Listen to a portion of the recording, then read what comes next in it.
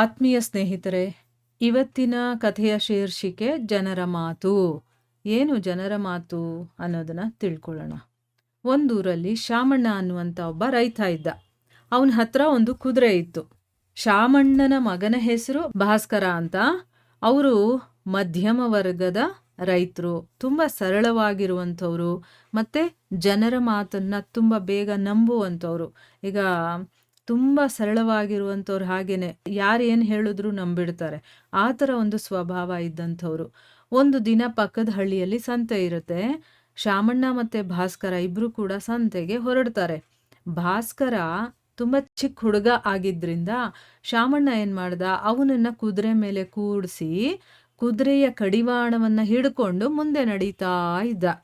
ದಾರಿಲಿ ಹೋಗ್ತಾ ಇದ್ದಾಗ ಜನರು ಇದನ್ನ ನೋಡಿ ಭಾಸ್ಕರನಿಗೆ ಹೇಳ್ತಾರೆ, ನಿನಗೆ ತಲೆ ಇಲ್ವಾ? ಪಾಪ ಅಪ್ಪ ವಯಸ್ಸಾಗಿರುವಂಥವ್ರು, ಅವನನ್ನ ನಡೆಸಿ ನೀನು ಕುದುರೆ ಮೇಲೆ ಕೂತ್ಕೊಂಡಿದ್ಯಲ್ಲ, ನಿನಗೆ ಶಕ್ತಿ ಇದೆ ಆದರೆ ಬುದ್ಧಿನೇ ಇಲ್ಲ ಅಂತ ಅಂದ್ಬಿಟ್ಟು ಹೇಳ್ತಾರೆ. ಭಾಸ್ಕರನಿಗೆ ಹೌದು, ಇವರು ಹೇಳ್ತಾ ಇರೋದು ನಿಜ ಅಂತ ಅನ್ಸುತ್ತೆ. ತಕ್ಷಣ ಏನು ಮಾಡ್ದ, ಅವನು ಕುದುರೆಯಿಂದ ಇಳಿದು ಅಪ್ಪನನ್ನ ಕುದುರೆ ಮೇಲೆ ಕೂಡಿಸ್ತಾನೆ. ಅವನು ಕಡಿವಾಣವನ್ನು ಹಿಡ್ಕೊಂಡು ಮುಂದೆ ನಡೀತಾನೆ. ಇನ್ನೂ ಸ್ವಲ್ಪ ದೂರ ಹೋದ್ಮೇಲೆ ಇನ್ನೂ ಕೆಲವು ಜನರು ಅವ್ರ ಎದುರುಗಡೆ ಬರ್ತಾರೆ. ಶಾಮಣ್ಣನನ್ನ ನೋಡಿ ವ್ಯಂಗ್ಯವಾಗಿ ನಗ್ತಾ ಹೇಳ್ತಾರೆ, ಅಯ್ಯೋ ಶಾಮಣ್ಣ, ನಿನಗೆ ಬುದ್ಧಿ ಇಲ್ವಾ? ಅಷ್ಟು ಸಣ್ಣ ಹುಡುಗ ಭಾಸ್ಕರ, ಅವ್ನು ನಡ್ಕೊಂಬರ್ತಾ ಇದ್ದಾನೆ, ಎಳೆ ಕಾಲಲ್ವಾ, ನೋಯೋದಿಲ್ವಾ ಅವನಿಗೆ?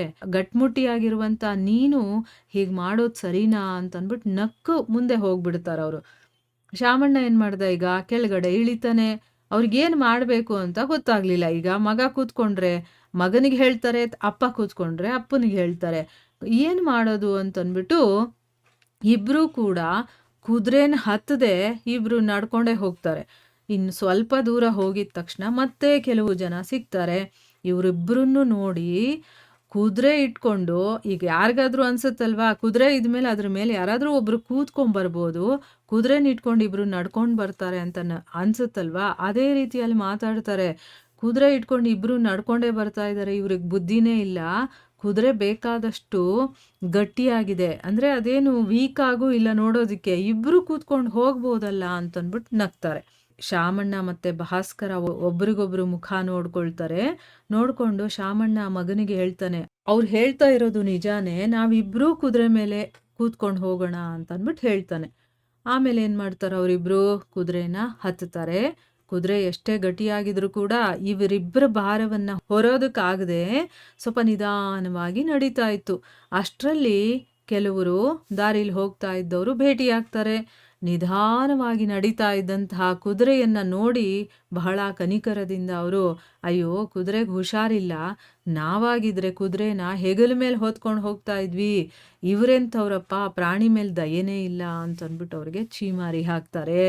ನೋಡಿ, ಏನು ಮಾಡಿದ್ರೂ ಕಷ್ಟ. ಶಾಮಣ್ಣ ಭಾಸ್ಕರ ಈಗ ಕೆಳಗಡೆ ಇಳಿದು ಏನು ಮಾಡ್ತಾರೆ, ಕುದುರೆಗಳ ಕಾಲನ್ನು ಕಟ್ಟಿ ಹೆಗಲ ಮೇಲೆ ಹೊತ್ಕೊಂಡು ನಡೀತಾರೆ. ಯಾಕಂದ್ರೆ ಅವ್ರು ಹೇಳಿದ್ರಲ್ಲ, ಪಾಪ ಕುದುರೆಗೆ ಹುಷಾರಿಲ್ಲ ಅನ್ಸುತ್ತೆ, ನಾವಾಗಿದ್ರೆ ಹೊತ್ಕೊಂಡು ಹೋಗ್ತಿದ್ವಿ ಅಂತ. ಅದೇ ರೀತಿ ಇವರು ಹೊತ್ಕೊಂಡು ನಡೀತಾರೆ. ದಾರಿಯಲ್ಲಿ ಒಂದು ನದಿಯ ಸೇತುವೆ ಬರುತ್ತೆ, ಅದ್ರ ಮೇಲೆ ಅವರು ನಡ್ಕೊಂಡು ಬರ್ತಾ ಇದ್ದಾಗ ಇನ್ನೂ ಕೆಲವು ಜನರು ನಗ್ತಾ ಹೇಳ್ತಾರೆ, ಜಗತ್ತಲ್ಲಿ ಇವ್ರಿಗಿಂತ ಹೆಚ್ಚು ಮೂರ್ಖರನ್ನ ನಾವು ನೋಡೇ ಇಲ್ಲ, ಜೀವಂತ ಕುದುರೆಯನ್ನ ಇವರು ಹೆಣದ ತರ ಹೊತ್ಕೊಂಡು ಹೋಗ್ತಾ ಇದಾರಲ್ಲ, ಇವ್ರನ್ನ ಏನಂತ ಕರಿಬೇಕು ಅಂತ ಮಾತಾಡ್ಕೊಳ್ತಾರೆ. ಶಾಮಣ್ಣ ಮತ್ತೆ ಭಾಸ್ಕರ ಆ ಕುದುರೆಯ ಕಾಲನ್ನ ಬಿಚ್ಚುತ್ತಾರೆ. ಆ ಕಾಲನ್ನ ಬಿಚ್ಚಿದ ತಕ್ಷಣ ಅದು ನೆಗೆಯತ್ತೆ.